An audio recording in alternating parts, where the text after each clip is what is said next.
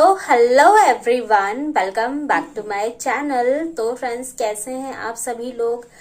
अपनी पढ़ाई तो आप लोग कंटिन्यू कर रहे हैं, लेकिन अभी भी बहुत सारे लोगों के मन में ये क्वेश्चन है कि सब्जेक्ट तो हम कंप्लीट कर लेंगे, लेकिन जैसे 6 to 12 तक के लिए जीएस जो पोर्शन है, पीआरटी में तो सब कुछ पढ़ना है, वो भी डीपली पढ़ना है, लेकिन जो जीएस पोर्शन है 6 to 12 के लिए, तो वहां पे 40 नंबर का होता है। और उस 40 नंबर में भी अगर सब कुछ पढ़ना पड़े तो फिर एक बहुत ज्यादा बर्डन हो जाता है, क्योंकि अपना सब्जेक्ट पूरा पढ़ना होता है और उसके बाद वो भी पढ़ना पड़े तो थोड़ी सी दिक्कत होती है। तो हर कोई चाहता है कि शॉर्ट में कुछ पता चल जाए, शॉर्ट नोट्स पता चल जाए, शॉर्ट वीडियो पता चल जाए। तो ऐसे चीजें लोग जरूर ढूंढने की कोशिश करते हैं। तो आज हम सिर्फ और सिर्फ जीएस के बारे में बात करने वाले हैं। वैसे आपको ये चीज तो अभी तक पता चल गई होगी कि अभी हमें 5 अटेम्प्ट्स मिल चुके हैं कि हम 5 बार अपना एग्जाम दे सकते हैं। सभी लोग लगभग टीआरई 1, 2, 3 मतलब 3 बार हो चुका है एग्जाम। तो अगर किसी ने कंटिन्यूटी में दिया होगा तो 3 बार उनका एग्जाम हो चुका होगा स्पेसिफिक एग्जाम में। मतलब अगर वो सिर्फ पीआरटी में उसने अपीयर किया है तो पीआरटी में अगर वो 3 बार बैठ चुका है तो उसके 3 अटेम्प्ट काउंट हो चुके हैं। अगर वो 2 बार बैठा है तो 2 बार अटेम्प्ट काउंट हो चुके हैं। इसके अलावा अगर उसने 6 to 8 में अगर उसने अपीयर किया है तो अगर एक बार ही किया है तो फिर वो एक ही बार अटेम्प्ट काउंट होगा। अगर उसने टीआरई 3 में भी दिया होगा अटेम्प्ट तो 2 बार काउंट होगा। यानी स्पेसिफिक सिर्फ पीआरटी, सिर्फ 6 to 8, सिर्फ 9 to 10 और सिर्फ 11 to 12 सब में एक अटेम्प्ट अलग अलग काउंट होंगे। तो इस तरह से आप लोग अपने अटेम्प्ट समझ चुके होंगे। और अब इसका नोटिस भी जारी हो चुका है कि अब 5 अटेम्प्ट्स दिए जा सकते हैं सभी के लिए। और जो सेकंड चीज है कि सुप्रीम कोर्ट ने फाइनली फैसला दे दिया है कि आप का जो 50% था आरक्षण, उसी को मान्य रखेगा। जो हाई कोर्ट ने फैसला दिया था उसी पर उन्होंने स्टे रखा हुआ है। और जो 65% आरक्षण का मतलब करना था तो उसे कैंसिल कर दिया गया है। अब टीआरई 1, 2 में जिस तरह से सिलेक्शन हुए थे 50% पे, उसी तरह से टीआरई 3rd में भी होगा। इसी की वजह से इसका रिजल्ट मतलब ये था कि रुक जाएगा या फिर और डिले हो सकता है। लेकिन अब जबकि फाइनली सारी चीजें हो चुकी है तो टीआरई 3rd का रिजल्ट जल्दी ही आ जाएगा, क्योंकि आज 1 तारीख हो चुकी है, अब और 14 दिन लगभग। तो आप लोगों की ओमार शीट भी सारी चीजें उसकी मतलब डिटेल आपको पता चल चुकी है कि वो भी बहुत जल्द जारी हो सकता है, क्योंकि जितनी भी उसकी प्रोसेस थी वो भी कंप्लीट कर ली गई है। आंसर की भी जल्दी आ जाएगी। आंसर की में एक बार अच्छे से प्रॉपर तरीके से मिला लीजिएगा।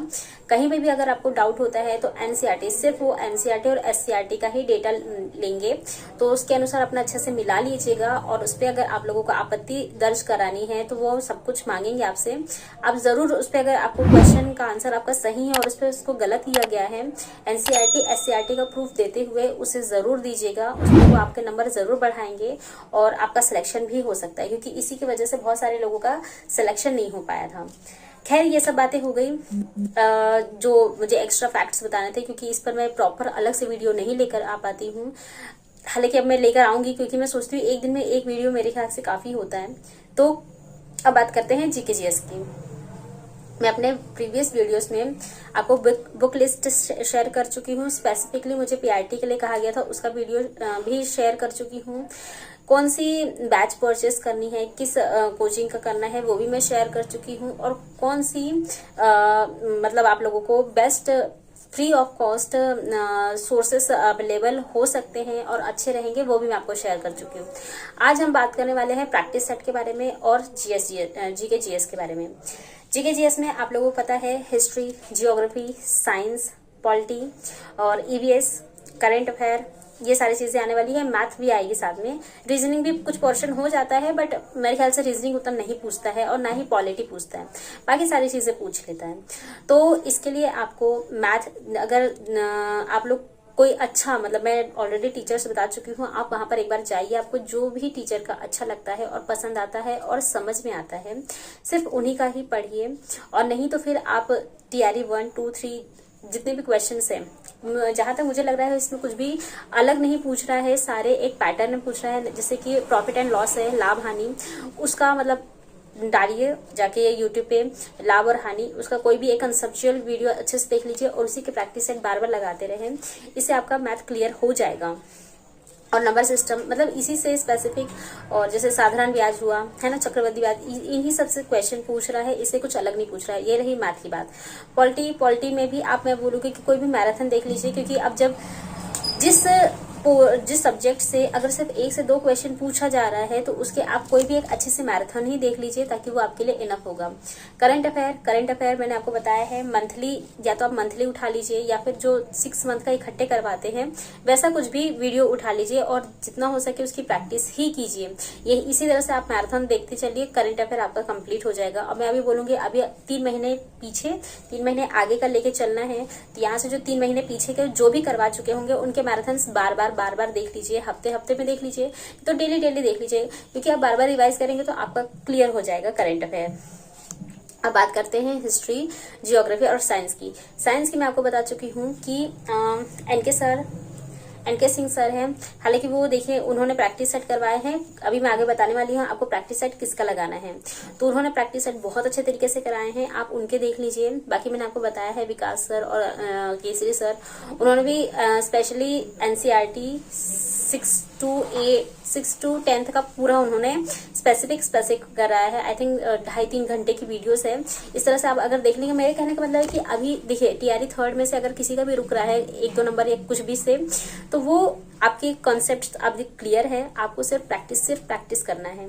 और प्रैक्टिस करते करते आपको आपकी कंसेप्चुअल चीजों को भी फिर से सही करना होगा, यानी बार बार रिवाइज करना होगा, क्योंकि यही होता है कि हम पढ़ते हैं और बाद में भूल जाते हैं, याद नहीं रहती चीजें, तो उसको बार बार रिवाइज करना होगा। तो इसीलिए आप सिर्फ प्रैक्टिस लगाइए, और वहां पर जो मतलब दिया रहता है, बहुत सारे प्रैक्टिस सेट होते हैं जहां पर बॉक्सेस में उसका डिटेल एक्सप्लेनेशन दिया रहता है, तो उसको पढ़ते चलिए।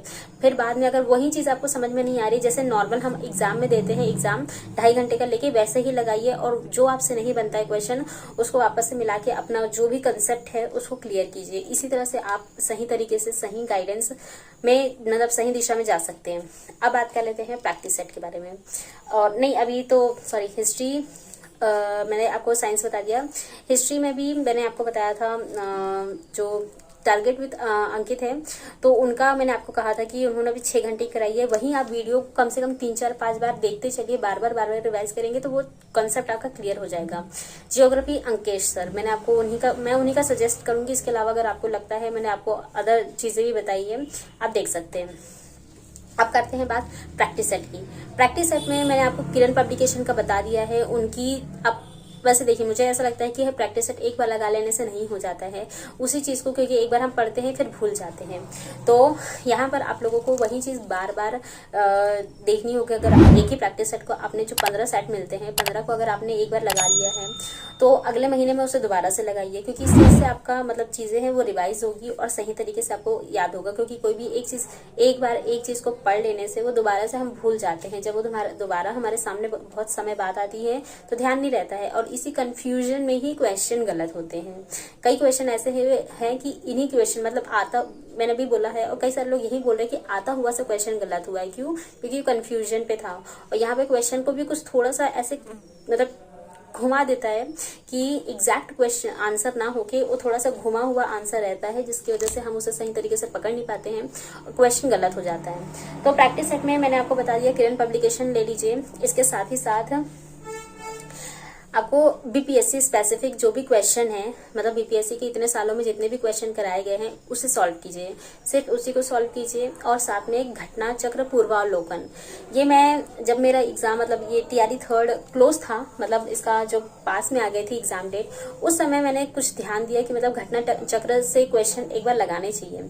और क्योंकि टाइम नहीं था, और मैंने जैसे आपको बताया साइंस में जो एनके सर है उन्होंने स्पेसिफिकली घटना चक्र के ही सारे क्वेश्चन प्रैक्टिस सेट करवाए हैं। पूर्वावलोकन से ही उन्होंने सारे प्रैक्टिस सेट करवाए हैं, और सारे क्वेश्चन मेरे ख्याल से जो उन्होंने अपनी नोट्स प्रिपेयर करवाई है सारे के सारे उससे मिलते हुए हैं। इसी वजह से मुझे ऐसा लगा, मतलब मेरे पास उस वक्त टाइम नहीं था, इसलिए मैंने ऑफिसर्स अकेडमी से पूरा देख लिया था, क्योंकि वहां पर पूरा 6 to 10 तक करवा रहे थे, तो वो ज्यादा मेरे लिए उस समय जरूरी था। लेकिन वहां पर प्रैक्टिस सेट आपको अब घटना चक्र पूर्वावलोकन मतलब प्रीवियस ईयर के क्वेश्चन ही उसमें होते हैं, वो आप अगर लगा लेंगे तो मेरे ख्याल से आपका जीके जीएस इससे बाहर नहीं जाएगा, क्योंकि वही मेन चीज उसमें पूछ रहा है और वही ऑप्शंस आपको बार बार देखने को मिलेंगे, तो वो आपको याद हो जाएगा।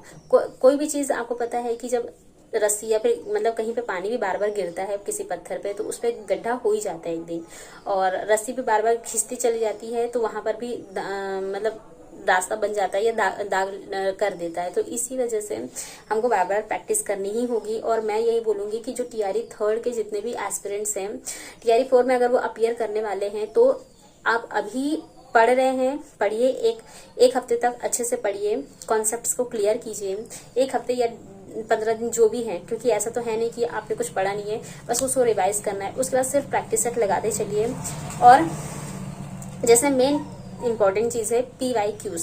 अब वो PYQs चाहे टीआरई 1 हो, 2 हो, 3 हो या फिर बीपीएससी के हो, मैंने पूर्वावलोकन बता दिया, इनको बार बार रिवाइज करना है। मैं इस बार मैं रिवाइज पे आपको बहुत ज्यादा प्रेशर दे रही हूँ, क्योंकि बिना रिवाइज के ही हम लोग कई बार एग्जाम में अपीयर हुए हैं और वहीं 1-2 नंबर से रह जाता है। अगर 5-6 नंबर 10 नंबर से रहता है तो कोई दिक्कत नहीं होती है, लेकिन जब 1 नंबर से रुकता है तो बहुत ज्यादा दिक्कत हो जाती है। इसलिए इस बार आपको सिर्फ और सिर्फ प्रैक्टिस पे ध्यान देना है। और इसके अलावा अगर कोई भी दिक्कत होती है, कोई भी आपके मन में डाउट है, तो आप मुझसे कमेंट बॉक्स में पूछ सकते हैं। मैं आपको कमेंट बॉक्स पे रिप्लाईज देती हूँ। बाकी आज के लिए बस इतना ही। वैसे अगर आपको मेरा चैनल पसंद आता है और वीडियोस अच्छे लगते हैं और आपके लिए यूजफुल होते हैं, तो इसे प्लीज लाइक कीजिएगा और अपने दोस्तों के साथ शेयर कीजिएगा। बाकी मैं आप लोगों के लिए ऐसे ही वीडियो लेकर आती रहूंगी। मिलते हैं मेरे नेक्स्ट वीडियो में। Till then stay happy, stay healthy, bye.